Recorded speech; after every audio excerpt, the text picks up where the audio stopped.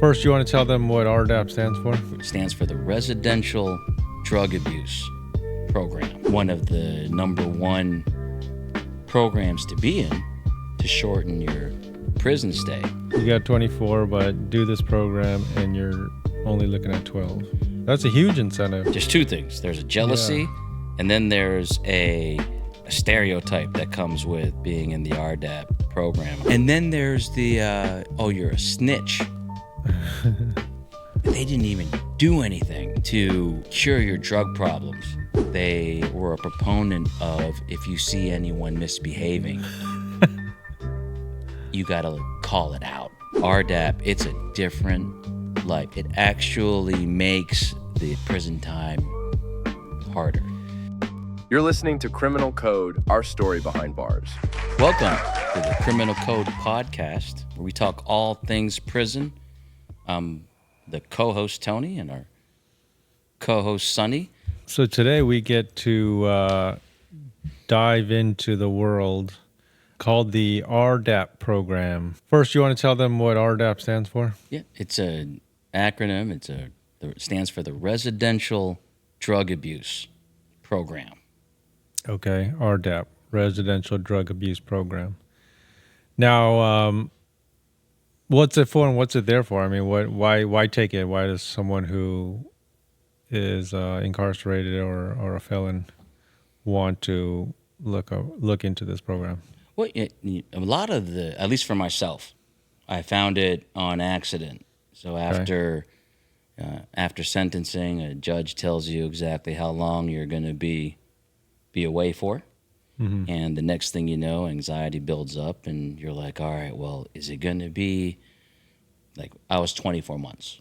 And I was like, oh man, first thing I thought was, because I didn't know anything, was, is this going to be 24 months of my life? Right. Is there any way at all to shorten it? So okay, you get home after getting your ass kicked by the judge for a little bit, and you're wondering, why did I pay my defense attorney?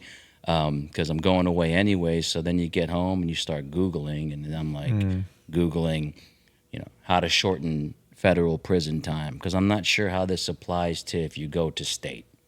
I know they have some programs, but I was just doing research on federal and the Bureau of Prisons. Obviously, there's the 15% good time that you get, especially if you're over 1 year and a day and over or something like that. You get some type of good time. But I think you also get good time if it's under that amount as well, because you were less. Yeah. I think that. So, that was year and a day. Year and a day? Yeah. So then I'm like, okay, well, if I'm a good boy and I don't plan on bugging anybody, well, there's 15% off. And then I'm like, well, that's still not long enough. Because then I'm like, all right, 24 months times 15%, still a long time. Mm-hmm. And then as I was doing my research, I'm like, whoa, what's RDAP? Okay. I'm like, what is this? Shorten your prison time using RDAP. And they have all these consultants and everything. So the first thing I did was contact my attorney. Okay. And does he know anything about? Was he for it? Did he know about it? He was indifferent. Okay. He didn't know. The only time I really needed his help was when I was going to meet with the court again for a prison change or a camp redesignation. Mm-hmm. Because once I found out and I did my research about RDAP, and I finally met with one of the consultants, and we'll get into that in a second. They didn't have too many camps in California where you could do the RDAP program. And then there wasn't too many camps where they were accepting people right away, because I guess it's like one of the number one programs to be in to shorten your prison stay. Uh-huh. So I ended up going because I was originally supposed to go be designated somewhere in California, at least near family and everything. But the soonest openings for RDAP, at least within a month of self-surrendering, was Morgantown in West Virginia. So all I had to do was just talk to my attorney, and we had to do a redesignation and the reasons why, and the judge signed off on me to go to. And was that easy? Was that if anyone requests that, is it granted? If yes, short answer is yes. If you have reasons to be able to show why you need the residential drug abuse program, fortunately for me, and it was even common knowledge with the U.S. Attorney's Office too, that I was using marijuana a lot and owned a marijuana dispensary back in the day. So whether or not I had a drug problem wasn't really the issue at all. So that was granted actually Okay. same day to get not same day as sentencing, but the same day that we filed the motion for redesignation. Now let's touch on a few of the different aspects of that. On that full spectrum, you got people that are actually addicted to drugs, abusing drugs or alcohol, and definitely need a program on one end. And then on the other end, do you have people who are trying to use or abuse the system and get into the program when they are not abusers or addicted or, hooked on it in any way? Oh no, and it's good that you asked that, because the answer is yes. And people Meaning it's like all either of a sudden, or, and both. every Bureau of prisoner, wants to claim a drug problem. Yeah. But then if you have no history of it, no psychiatric history of it, there's kind of an issue. So when I went to go meet with one of the consultants who charged me an arm and a leg, it was like $10,000 or something like that to make sure that I got in. The first thing he asked was, what's your proof of drug use or alcohol use? I was like, well, you read my depositions and you could see that I was a heavy marijuana user. So that wasn't an issue, but I would ask, like, what happens if I don't have this? Can you get? He's like, oh yeah. Other way is to self-surrender wasted, automatic admittance. And I did drink a little bit because my brother took me to self-surrender. Yeah. I did have at least alcohol on my breath and stuff, but not enough to get contained into the SHU, the special housing unit. Once you self-surrender, you go in there wasted, you're gone for a minute. But I guess he told me once you go into prison and you go there wasted and you end up in the SHU, your chances heavily increase to get into the they said that just shows the problem. He was like, but that's not an issue with you, so you don't need to go to prison wasted. He's like, we have the documentation needed to be able to get you into the program. And that's when he told me that he's like, the next opening that he knows of was in Morgantown. And then after that, I called my attorney and I'm like, I need to go to. Okay, because I had some friends that wanted to do it, but we didn't have that program at our spot, so they either had to wait to get transferred or do all that. Yeah, I didn't want to wait, and that was one of the things too with the consultant. He was like, you don't want to wait and get transferred. The transferring from one facility to another facility is an utter nightmare from what I heard. I did have to postpone my, to make the timing right, I did have to postpone my surrender date.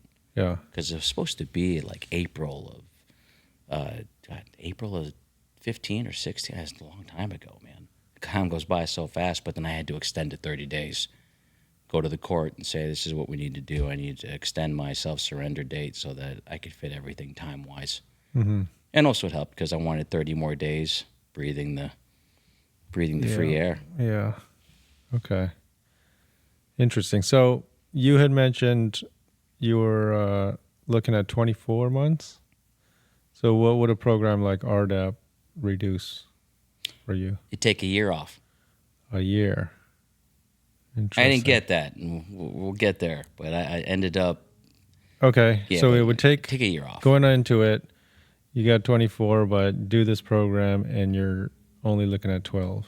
That's a huge incentive. Yeah. In addition to, so you get, let's say you get a year off, right? So you're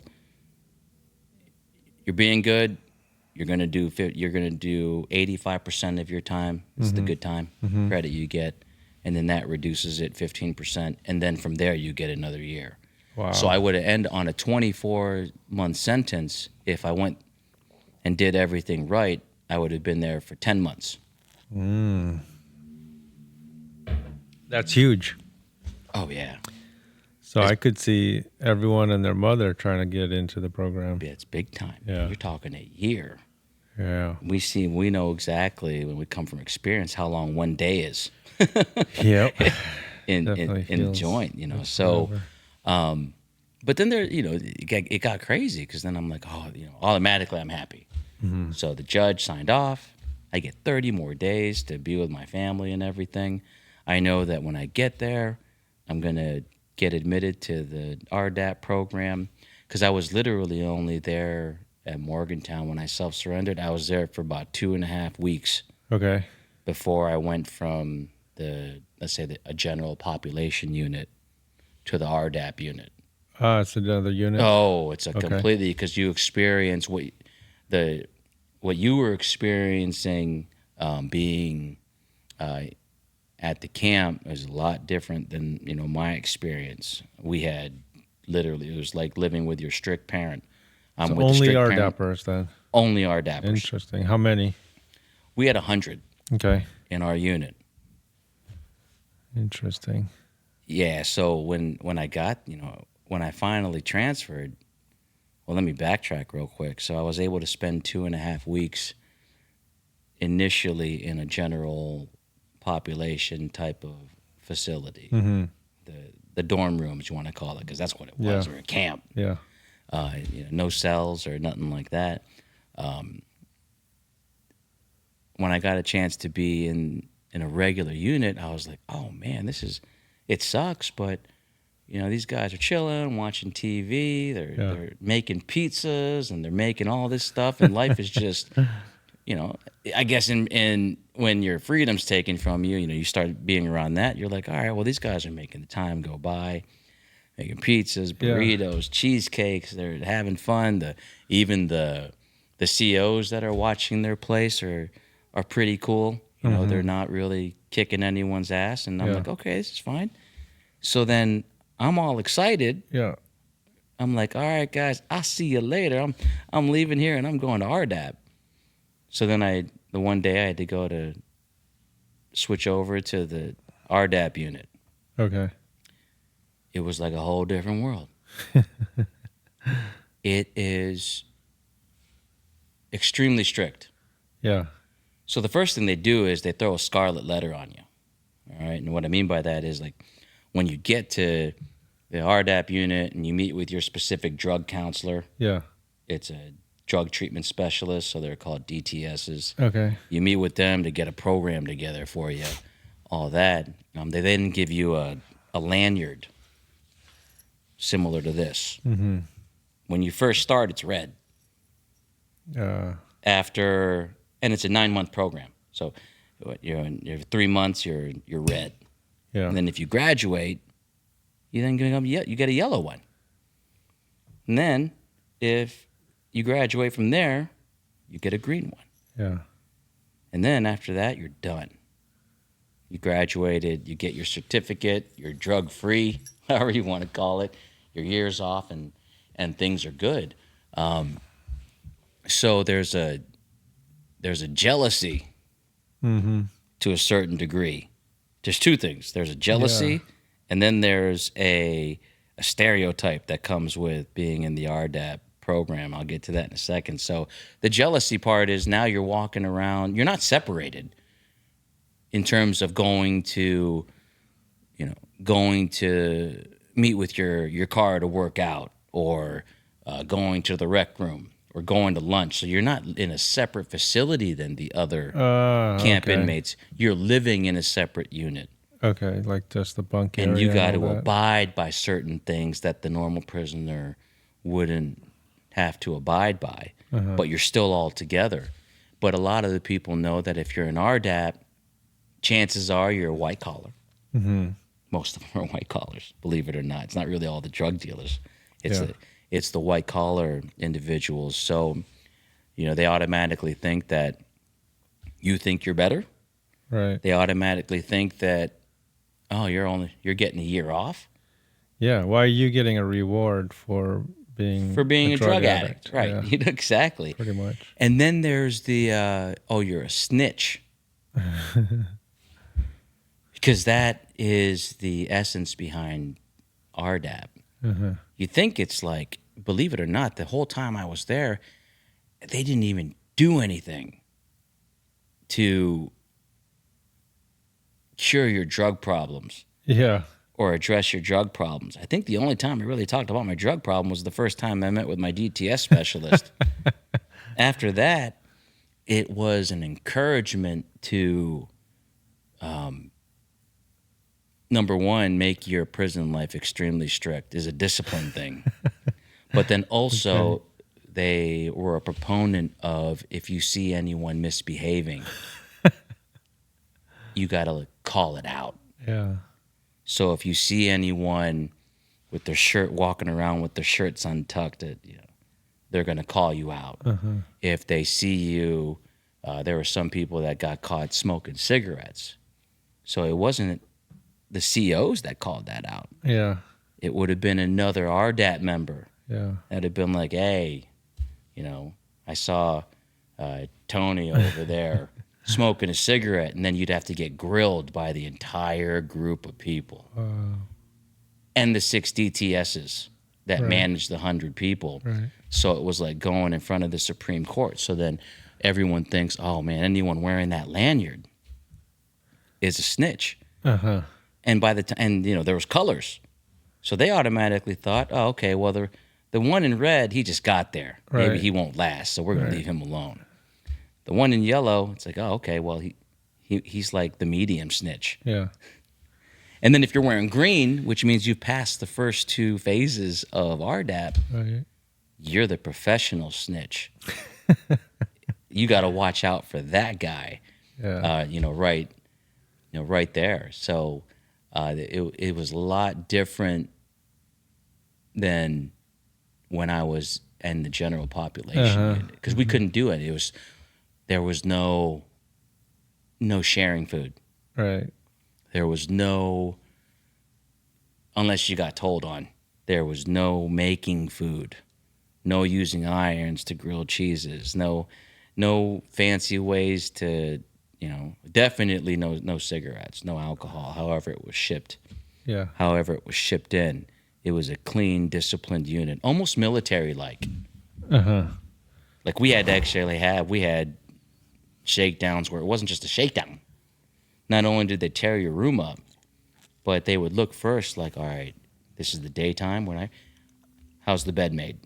And we had to measure. Had to be like 12, the fold there had to be 12 inches and it had to be this far apart. Like they actually measured this stuff. So it was a different type of anxiety. My biggest fear wasn't inmates anymore after a while. My biggest fear was, if I had ever got in trouble and I had to deal with the drug treatment specialist. Oh, yeah, it was Kind of terrible. torturous. Yeah. So the When I think anxiety about it, increases, yeah. but your time there will decrease. So you almost have to pick Ooh. your time in prison will decrease. So you have to almost pick your. No, I've never done Alcoholics Anonymous or anything like that, but I'm curious how similar or different it is from a program like that. It's like Alcoholics Anonymous on steroids. But like content-wise, you're saying it has nothing to do with like treating your addiction. It's more just like behavioral modification is the way to do it. There's so much. It's so strict. There's so much anxiety to it that you start to change, at least mentally. Did it work? I would say it did work in terms of it. It got my mind thinking on my daily life in prison. Definitely did change the behaviors. You learn not to trust in your DTS, and really you're like, should I even trust anyone around me? Are they gonna narc on me? Does it cure your drug problem? I don't think anything cures your drug problem. It does help you find your triggers. And even then, even now that I'm out, I'll still have the occasional the occasional drink and everything, but a lot less than what it was like before. Before I went in. Oh man, I wonder. I'm just kidding. Yeah. So no, and so I'm saying in terms of strict, and them telling you to be able to call out people's behaviors. So I remember my first experience having to narc, and there's a balance you got to do because you don't want to look like a narc. So I was one day, probably a couple months into RDAP. Yeah. I had a friend of mine, and we spent a lot of time just walking around the track. Yeah. You want to kill time, so we're walking around the track. Things are good, Everyone else is wearing their whatever they want to wear. We got to be all dressed perfect still and everything with our khakis on. Oh man. Lanyards hanging, so it's you're looking like just looking like an narc. That sucks. So as we're walking around, I'm like just doing my thing, and we have no fences at where we're at in Morgantown, Yeah. so you didn't have to jump a fence. So we're walking around, and in the distance, I'm looking.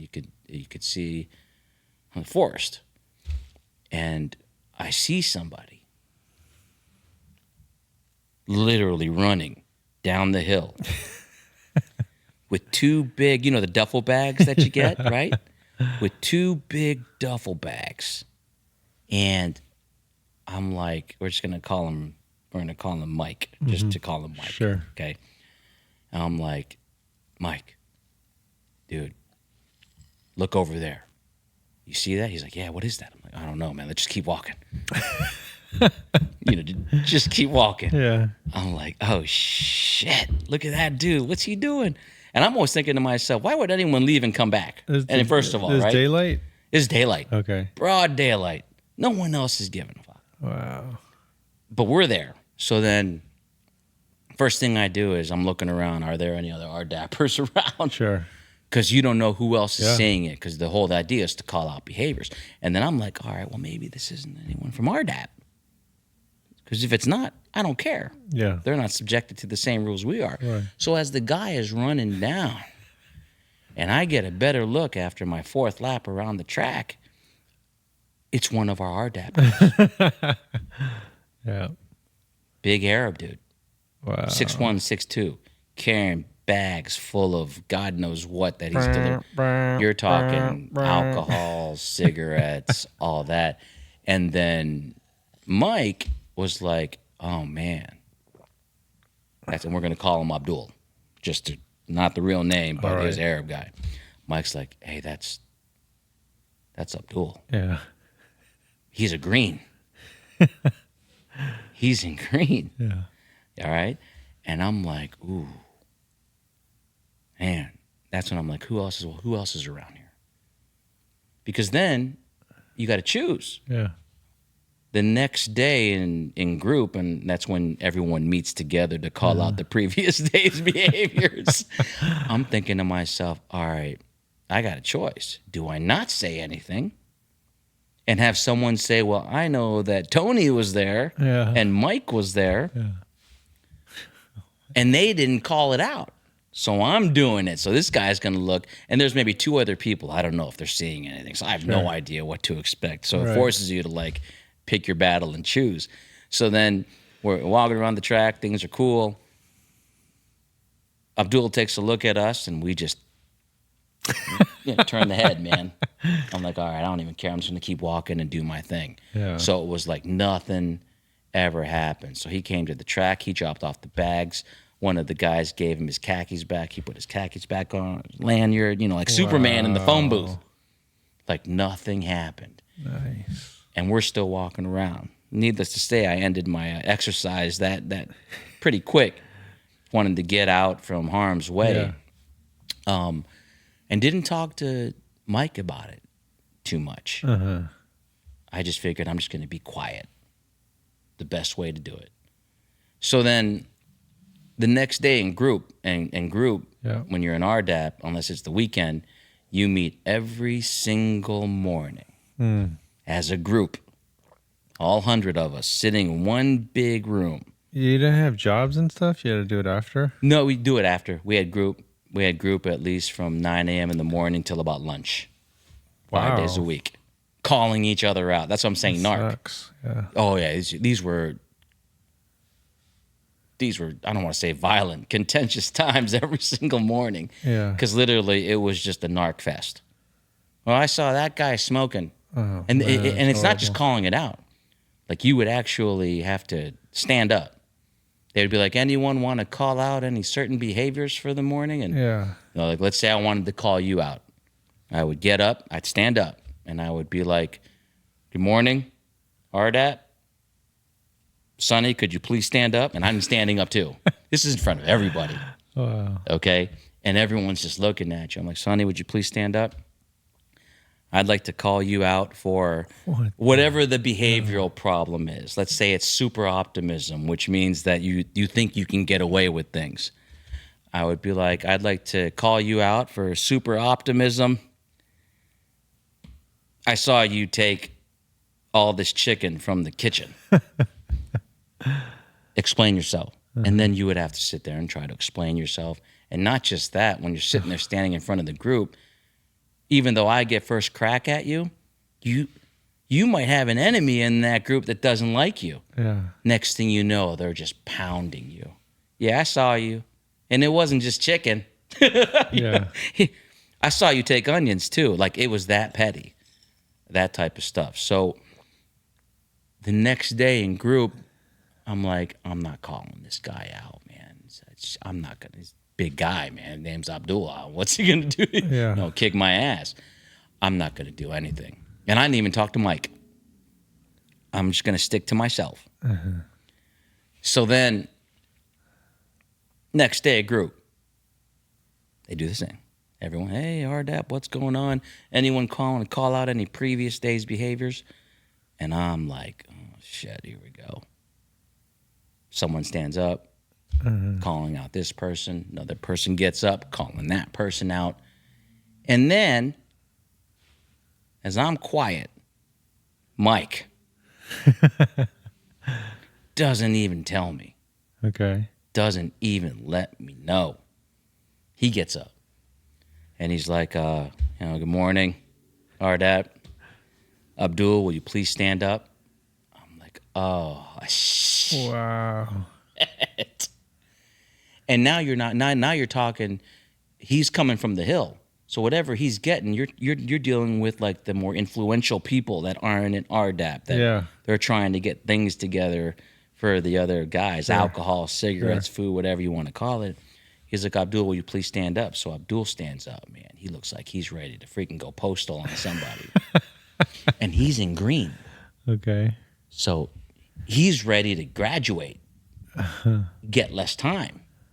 All right, so Abdul gets up. You have to walk to the front in front of everybody. It's like, you're about to go to a guillotine. Yeah. So then he's like, I'd like to, and that's why I use super optimism. He's like, I'd like to call you out and address your super optimistic behavior, Abdul. And then he mentions me, Who? Mike? Mike. Okay. He says, Tony, will you please stand up? So I stand up. I don't have to go up there. Yeah. I'm with him.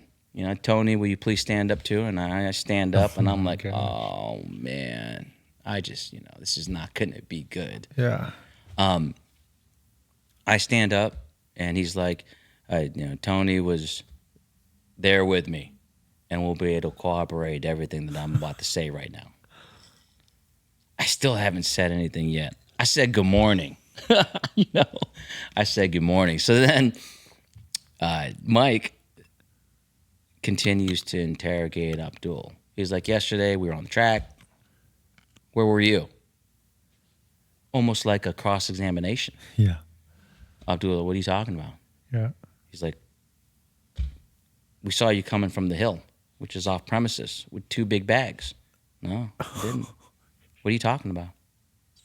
He's sticking to it. Wow. And then I'm like, oh, I know how this is going to work because, as an attorney and all, I'm like, oh, he's going to call me. And He was like, and that's why Tony's here. Tony, what'd you see? So initially, I said that my vision wasn't that great. Okay. The glove didn't fit. The glove didn't fit. I was like, You must have quit. I'm sitting there like, Oh, shoot.